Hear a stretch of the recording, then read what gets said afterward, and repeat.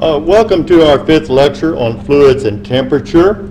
Today, on this one, we're looking at three equations, and all of them are dealing with heat.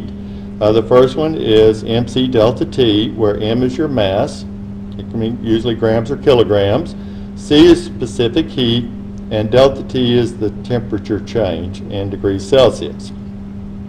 Then there's the Q is equal to mH sub F, where H sub F is your heat of fusion, and H sub V is your heat of vaporization on this equation here. And you notice, let me give you a hint, if you're changing from a solid to a liquid or liquid back to a solid, there's no delta T. If you remember your temperature heat diagrams. This same here, if I'm going liquid to a gas or a gas back to a liquid, there's no delta T. So, same principle. So let's look at the first one. It says, how much heat does it take to heat some water? Giving you the specific heat, so here's our mass, and we've got two temperatures. So we're staying within phase. Q is equal to mc delta T. Okay, I want the heat. The mass is 5,000. And C is 1 calorie. Now your teacher might have you do joules per gram, which is 4.184 or 4.186 or 4.18, depending on the book that they are using, but I'm using calories because I like one a lot better.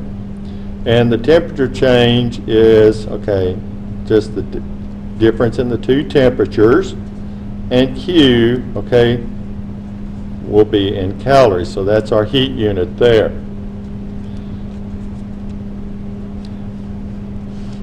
Here's another one. I gave you the heat of vaporization.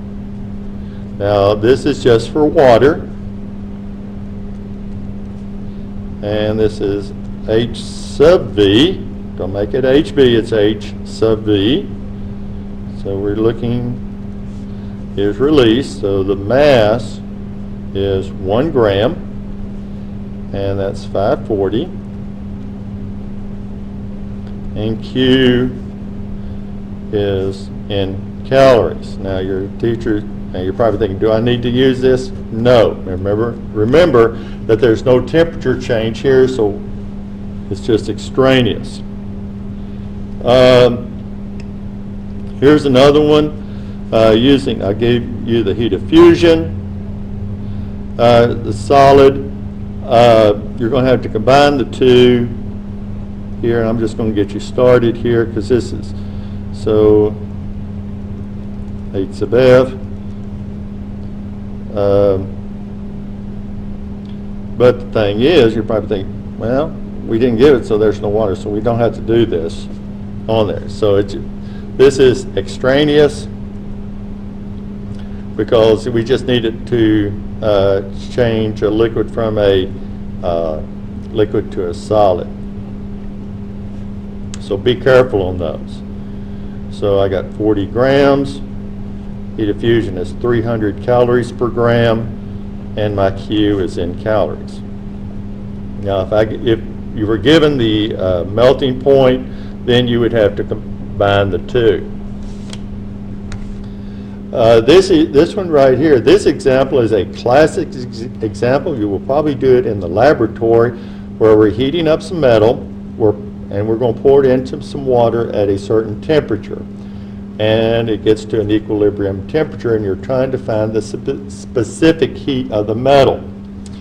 And just remember, if something loses heat, something has to gain heat in a closed system. So we're going to say this is the metal side, this is the water side. Yep, there's an R there. So mc delta T is equal to mc delta T. So since we're not changing phases, we don't have to do that. So we're looking for the C of the metal. So what's the metal? Okay, that's 400. We're looking for the C. Okay, now you say the temperature, we started at 100, we went to 30, since that's the equilibrium temperature. And you're probably thinking to yourself, okay, that's supposed to be 30 minus 100, final minus initial. But what happens if you do that, you're going to get a negative number and your calculations will be really weird. So we want to make everything positive on this. So we're going to say 100 minus 30.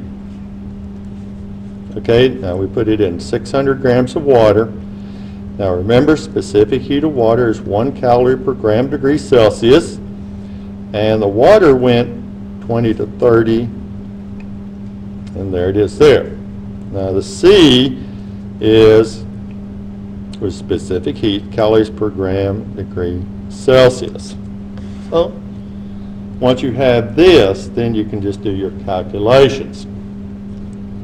Now there's one more I've got, and your teacher might give it something like this. And what we're doing here, we're converting water, basically solid water, at negative 20 degrees to gaseous water at 140. If you think about it, it does not go directly solid to a gas. What we have to do is look at 5 different phases or 5 different steps to do this. So first thing to do, we've got to heat up the ice. So you might have to get a little scrunch on this. So we're going to take this so we've got our solid, and we're going to take it to the melting point. Now the next step, we're at the melting point, so we're going to get a solid to a liquid, so Q is equal to mH sub F. Now it's a liquid, we're putting heat to it. Now all that heat can go into changing the temperature. Then we've got to change it to a gas. And then once it's all a gas, then it can be heated, and any energy added to it can change the temperature. And there it is. So now it's just putting everything in. So Q, in our mass, is, what did we say, that was 100.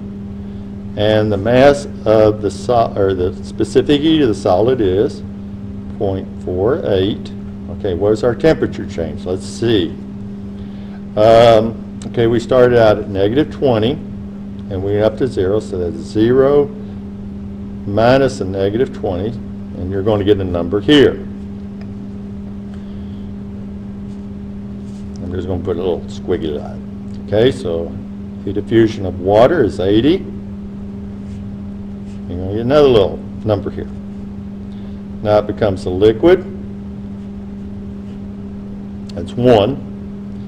And that's, and you get another number.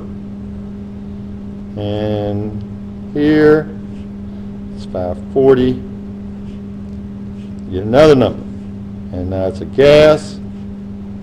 Here, and let's see, it's 0.49, that's steam. And that's 140 minus 100. You get another number. So you got all these 5 numbers that you added heat to change the temperature and go through the 2 phase changes. You're going to add them together, so you get a Q total of some number in calories. Now, let me give you a little hint. Not necessarily water will be given. Look at what the substance is, and the boiling points and the melting points on this.